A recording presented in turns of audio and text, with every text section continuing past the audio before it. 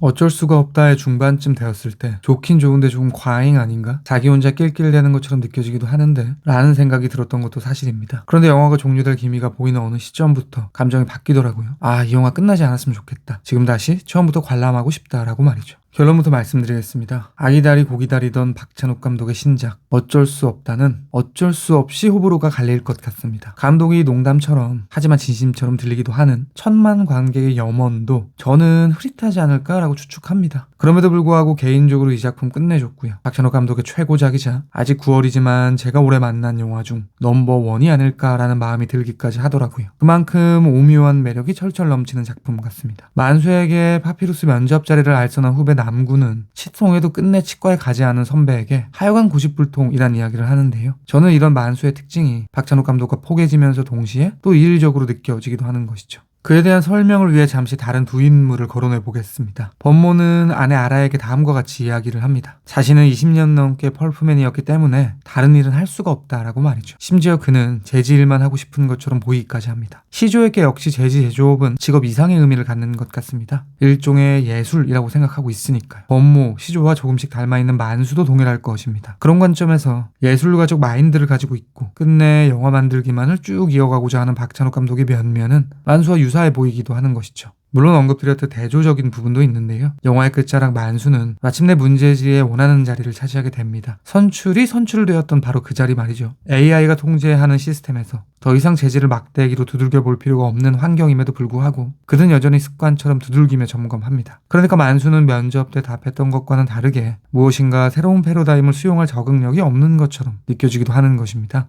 이러한 면은 또 박찬욱 감독과 다른 것 같습니다. 제가 알기로 박찬욱 감독은 신문물에 열려있고 어느 하나의 고정관념을 갖는 것을 최대한 경계하는 창작자로 알고 있거든요. 그런 이유 때문일까요? 어쩔 수가 없다는 상당히 젊게 느껴지기도 합니다. 환감을 지난 거장의 작품이라고 하기엔 톡톡 튀죠. 한 인터뷰를 통해 들어보니 이성민, 박희순, 차승원, 염혜란 등등 이병헌을 제외하고 그동안 박찬욱의 세계에서 볼 수 없었던 얼굴들을 선택한 이유 중 하나도 너무 해이해지는 것 같다는 의식 때문이었다고 하는데요. 현안기를 통해 자칫 그 앞에 그나물 같은 인상을 주고 싶지 않아 하는 청년의 도전정신 같은 것이 엿보이는 것이죠. 본격적인 리뷰에 들어가기도 전에 전작 헤어질 결심에 대한 끝장 리뷰를 했을 때만큼이나 거품을 좀 불었던 것 같습니다. 그만큼 입이 근질근질하게 만드는 작품인 것 같고요. 다소 무리한 접근일지라도 이 작품에 대한 저만의 해석을 말씀드리도록 하겠습니다. 어쩔 수가 없다 끝장 리뷰 지금 시작합니다. 제가 사라지는 대로 바로 연락드리겠습니다. 여기 적힌 것들 자제하기. 물론 어쩔 수가 없다의 핵심 키워드는 노동자, 고용과 피고용, 구조조정, 실업 등등일 것입니다. 그러한 측면에서 이 작품에 독특한 점이 있다면 노동자를 중심으로 하는 일반적인 드라마, 영화와는 다르게 노동자가 사용자 자본가와 싸움을 하지 않는다는 사실일 것입니다. 25년 동안 일하던 태양제지에서 해고당한 만수는 결국 다른 누구도 아닌 자신과 동일한 상황에 처한 다른 노동자들을 살해합니다. 마치 지하실의 근세가 반지하의 기정에게 칼을 지른 봉준호 감독의 기생충처럼 말이죠. 만수는 노조를 만들어 이 시스템을 바꾸는 등에 대안은 애초에 경우의 수에서 배제하죠. 실제 만수가 살해하는 3인은 모두 조금씩 만수와 닮아 있습니다. 범모는 만수가 펄프맨상을 탄 이전 해에 수상을 한 인물이고요. 과거에 만수가 알코올 문제가 있었던 것처럼 현재의 범모는 알코올 의존이 심각한 상태로 느껴지기도 합니다. 만수는 범모와 아라의 상황에 영향을 받아 아내 미리를 의심하기도 하죠. 만수와 시조는 재지를 예술로 생각하는 자부심이 공명하고요. 딸에 대한 사랑이 가득한 아버지라는 공통점이 있습니다. 마지막으로 선출을 살해한 만수는 술을 먹다 오바이트를 해 질식사를 한 것처럼 위장해 놓는데요. 이전에 미리는 만수에게 술 마시지 말라면서 다음과 같은 이야기를 덧붙였습니다. 당신 술 많이 마시던 시절에 자다가 토해서 기도 막혀서 죽을 뻔했던 기억나지 않느냐고 말이죠. 그러니까 만수는 자신이 죽을 뻔했던 방식으로 선출의 죽음을 조작한 것입니다. 그런 관점에서 만수의 살해는 나와 같은 동지를 죽이는 것이면서 동시에 자기 자신을 3번 사망시키는 셈이기도 한 것이죠.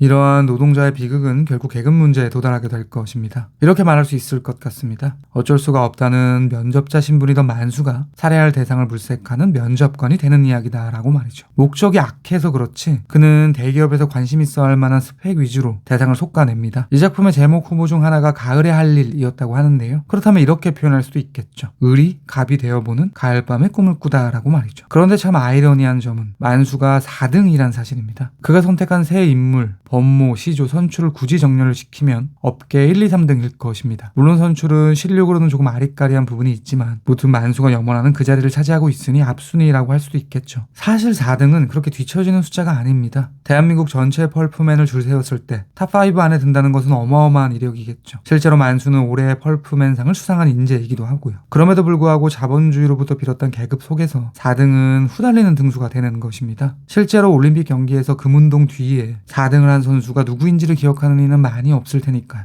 이런 계급의 문제는 역시 기생충과 유사하게 상승과 하강의 이미지로 표현되기도 하는데요. 영화의 오프닝을 상기해 보겠습니다. 단란한 만수의 집에서 아내 미리의 생일 파티 준비가 한창입니다. 만수는 2층에서 첼로 연주를 하고 있는 딸 리온을 데리러 올라갔다가 함께 내려오죠. 그러니까 상승 후 하강의 이미지가 이어지는 것입니다. 그 다음 시퀀스에서 그는 해고가 확정되며 레알 전락의 길에 들어서게 되죠. 만수의 아들 시원은 친구 동호와 함께 스마트폰 털이를 합니다. 경보기로 인해 경찰이 출동하고요. 두 소녀는 자전거를 타고 달아나죠. 그들이 마주한 두 갈래 길에서 시원은 오르막길로 향하고 동호는 내리막길로 향하는데요. 둘 중 체포가 되는 것은 하강을 선택한 친구입니다. 상승은 살고 하강은 죽는 것이죠.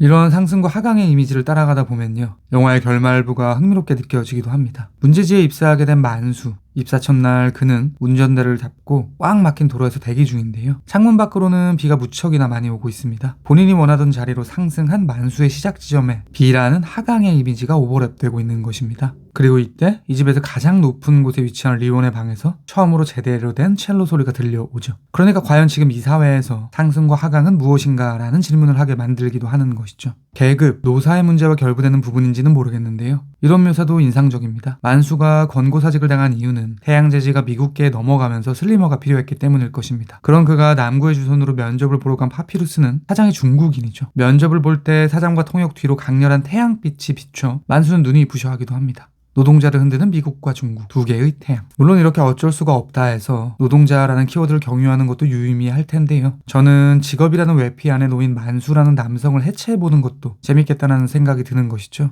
왜냐하면 영화 속에 그러한 지점들이 포착되거든요. 저 사람이 없으면 내가 저 자리를 차지할 수 있을 텐데 라는 생각까지는 납득할 수도 있을 것 같습니다. 미리도 선출의 영상을 보면서 이 사람 어디에서 벼락 맞을 일 없으려나 라는 농담을 던지기도 하니까요. 물론 미리의 발상도 부도덕적인 건 맞지만 그래도 일반적으로는 거기까지입니다.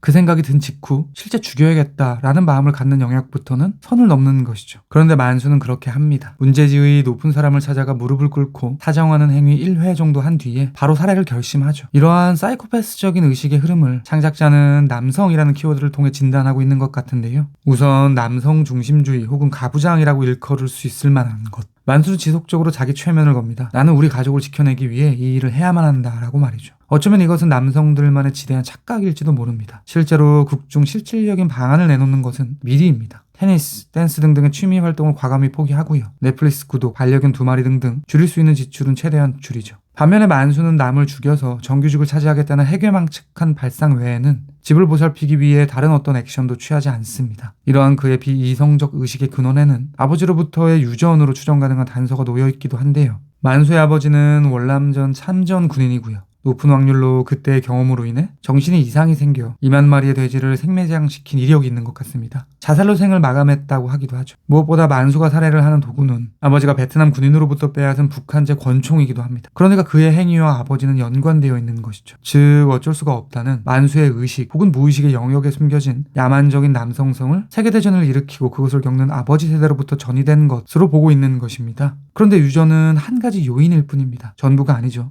만수는 아들 시온이 범죄에 연루되었을 때 할아버지가 베트남 군인의 권총을 빼앗은 에피소드를 예시로 들며 내가 먼저 린치를 가하지 않으면 당한다라는 호전적인 사상을 주입합니다. 쉽게 말해 약육강식을 교육시키고 있는 것이죠. 또한 만수는 과거 알코올 관련 문제가 있었던 것처럼 추정되고요. 그로 인해 시온에게 강하게 손을 댄 이력이 있는 것 같습니다. 이 역시 아버지를 통해 전해 내려온 폭력이라고 볼 수 있겠죠.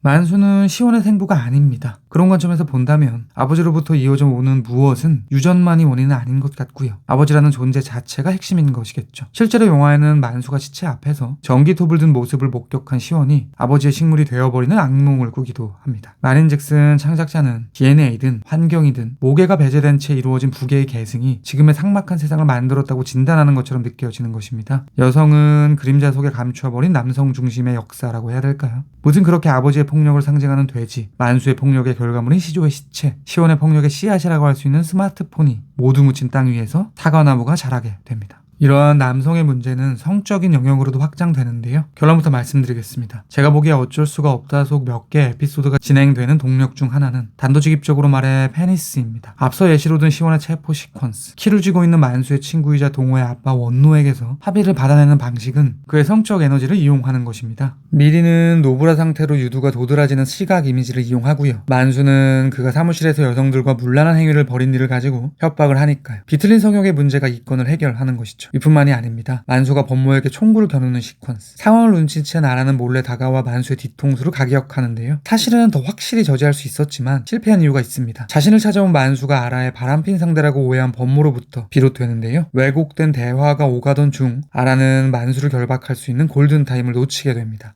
극중 이러한 페니스를 시각화한 소재가 3개 정도 포착되는데요. 챕터 1의 마지막으로 그에 대한 이야기를 드리도록 하겠습니다. 먼저 뱀. 사실 뱀은 박찬욱 감독의 아가씨에서도 꽤 의미심장하게 사용되는 동물입니다. 뱀 조각상 같은 것이 있었죠. 다소 도식화를 시켜본다면 저에게 기다란 뱀은 결국 남근에 대한 은유로 느껴지더라고요. 흥미로운 점은 남성성을 상징하는 뱀이 공격하는 것은 남성 자신이라는 사실입니다. 법모로 염탐하던 만수를 물기도 하고요. 아라의 내연남의 등에는 뱀이 그려져 있습니다. 그렇다면 뱀이 법모를 물었다고 말할 수도 있겠죠. 다음은 고추입니다. 고추는 의미가 선명한 소재겠죠. 만수가 살해할 대상을 선별하기 위해 만든 유령 회사 이름도 레드페퍼고요. 앞서 페니스의 예시로 인용한 만수와 법모 그리고 아라가 뒤엉키는 에피소드에서 흘러나오는 음악은 조용필의 고추 잠자리였습니다. 그들의 우당탕탕 몸개그를 일으킨 장본인은 어쩌면 고추라고 말할 수도 있겠죠. 마지막은 통나무인데요. 영화 초반 만수가 동료들 앞에서 일종의 연설을 연습하던 장면에서 첫 등장한 통나무는 영화의 끝자락 문제지로 향하는 도로 위에서 등장하기도 합니다. 물론 아래 위가 매끈하게 잘려나간 통나무는 모가지가 잘린 노동자들과 겹쳐 보이기도 하지만 한편으로는 데이빗 린치의 블루벨벳에서 사용된 용례처럼 남성성이 절단된 것처럼 느껴지기도 하는 것이죠. 그러니까 저에게 어쩔 수가 없다는 노동자 문제라는 레이어 안에 아버지와 아들, 더 나아가 남성에 대한 터치를 깔아놓은 영화처럼 보이기도 하더라고요.